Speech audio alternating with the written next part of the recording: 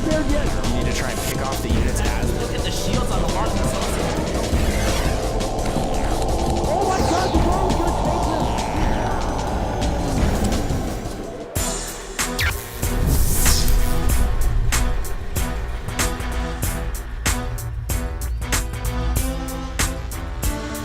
Hey everybody, this is Artosis, and alongside me is Tasteless, and this is Game 1 of the IPL Winners Bracket, Round 1.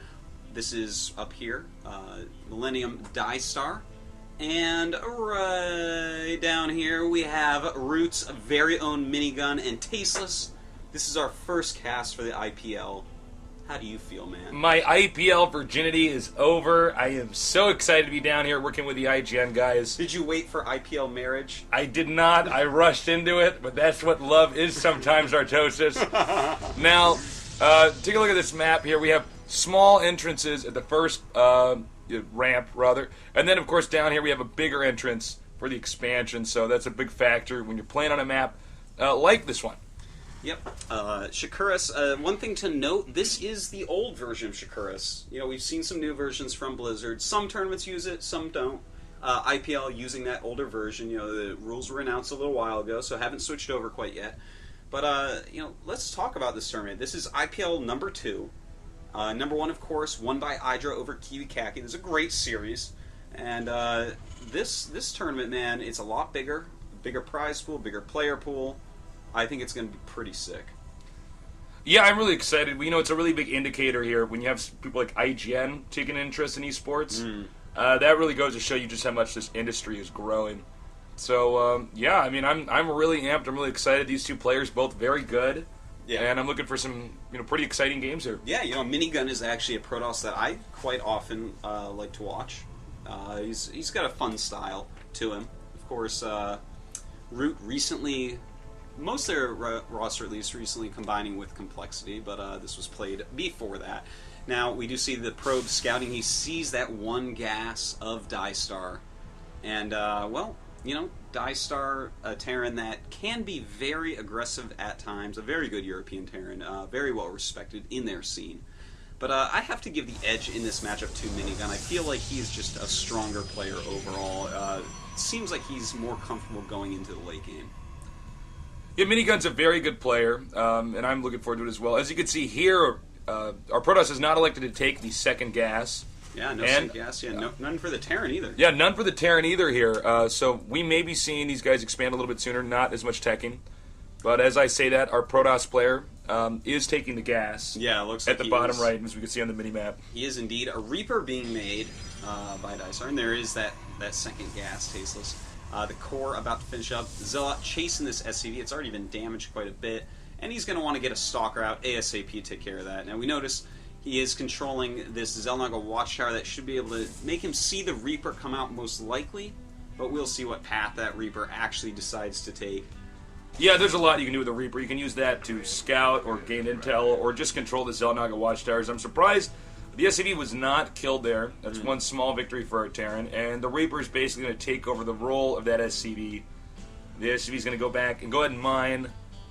And, yeah, it's going to be pretty interesting from here on out. The Terran is expanding, and since he has not taken his second gas, we're probably going to see him make a bunch of barracks, go for some infantry stop play.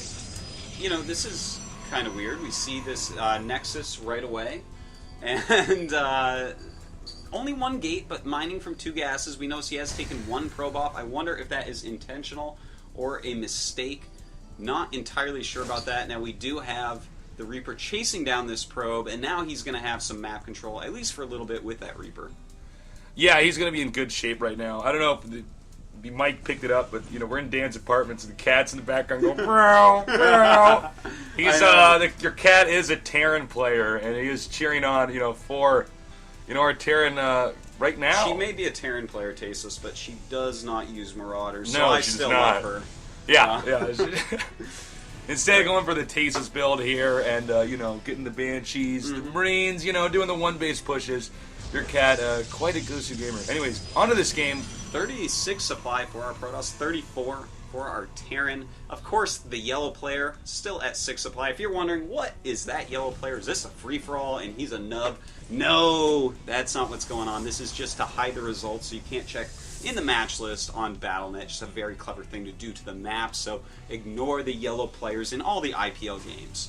Yeah, it's good we have that in there. We don't want any spoilers, for this event and stuff. And, because that just ruins the whole event, man. Why do people do that? Dude, I don't understand the human race sometimes. It's like there's 5%, 2%, whatever number it is, the population that wants to screw up the fun for everybody else. They get on and they spam people, they check people, they invite you to channels while you're playing to lag you, they invite you to join their party as if you want to join the party of this little nub on the US server that invites you to his party. What I don't is want to that? do that, I don't want to do it, man. Oh my god! I'm so some guy finds your ID. He's like, Tasus, you want a 2-on-2 with me? And I'm like, no, man, sorry, I just want a ladder. And he's like, I never liked your casting, anyways, Tasus. And I'm like, dude, what is this, man? Thank you for accosting me over the internet. Now, into this game right now, both these guys on 2 bases. There is a Reaper guarding the location of the upper right. The Protoss does have the Observer out now. And it looks like he's going to make a Warp Prism. Yeah, man. Also, a Templar Archive's going up. I'm liking this. Could we possibly see some Storm Drops? A lot of people have been talking about how you never see Storm Drops in this game. But SCVs, they only have 45 health in StarCraft 2, so Storm Drop may be something that eventually does get itself worked in. Now, look at this, Taste's probe count, 45, 37 SCVs. But, of course, he has mules, so they're going to have pretty similar economies. And there goes the Observer. Doesn't want to see what's really going on. Yeah, he's going to park, I guess, and... not exactly the most relevant location on the map here, but, he can see if the Terran's going to leave. The Warp Prism is out. Now, there's a lot of different things you can use to harass in StarCraft 2. It's not the same with Protoss harassment in StarCraft 1. In StarCraft 1, we all hold that thought. Oh, he should know. The Reaper sees it, Tastes. He sees it. Probably pulled out his iPhone, took a picture. Texted it. Put it on Twitter. Put it on Twitter, yeah. The Protoss main Twitter was like, @Reaper, LOL, you're such a liar. Trying to cover up that information. Now, with this Warp Prism drop, there's a lot of things you can do. You can actually drop Zealots in the worker line, and it's incredibly effective. You don't just have to do Storm Drops or anything of the sort. That is going to be what goes on, Tasteless. Those 3 Zealots being warped into that Warp Prism. Warped out underneath and warped inside the Warp Prism. Now they're going to be warped out, because that's how it works. It's all about warping. They might have warp lag or whatever, jet lag. We get on the flights doing these events. All right, here come the Zealots now. Now, how many SCVs can he actually end up killing? It looks like he has only taken out 1 so far. 2 SCVs. Now. But still, you get to kill 2 and then run away? And look at that. Awesome. Making the Terran stem. The SCVs have relocated. Terran is going to have to make a turret, and you can see he started Lost that now. mining time. Exactly. And these are the little things that allow you to get ahead. We see another Warp Prism over here. And in a moment like this, it's ideal for Protoss to expand. Yeah. Because what he's doing is he's keeping the Terran inside of his base, and basically the Protoss has free reign on the map. Now, Terran can take a risk and move out. It looks like he might be doing that here. Yeah, he may decide to do so, but oh my god, flies into that missile turret. Only gets 2 Zealots out, so now suddenly that drop, which was so nice. Oh, sick! Storm drop. You almost never see that in StarCraft 2, but sacrificing those Zealots now made so much sense because he just wanted to draw the army up so he could divert the attention of DieStar and go and kill some probes. Awesome play there by Minigun. And look at this, Tasteless. He's listening to you somehow through space and time. Wow. Might be taking an expansion as well, but he's got to be careful about this one attack. He is up 64 probes of 41 SCVs, so Minigun's doing a great job, but he's got to be careful about this. Now, he's got a ghost in the army here as he moves out. That's going to be pivotal in this because he can EMP or snipe the Templars. The Templars are going to be the primary defense. When Protoss is gearing up to expand, it looks like he's not going to make that Nexus right away as he sees he might be attacked. The Ghost, versus the Templar situation is really the most important factor. The Templar can feed back the Ghost as well.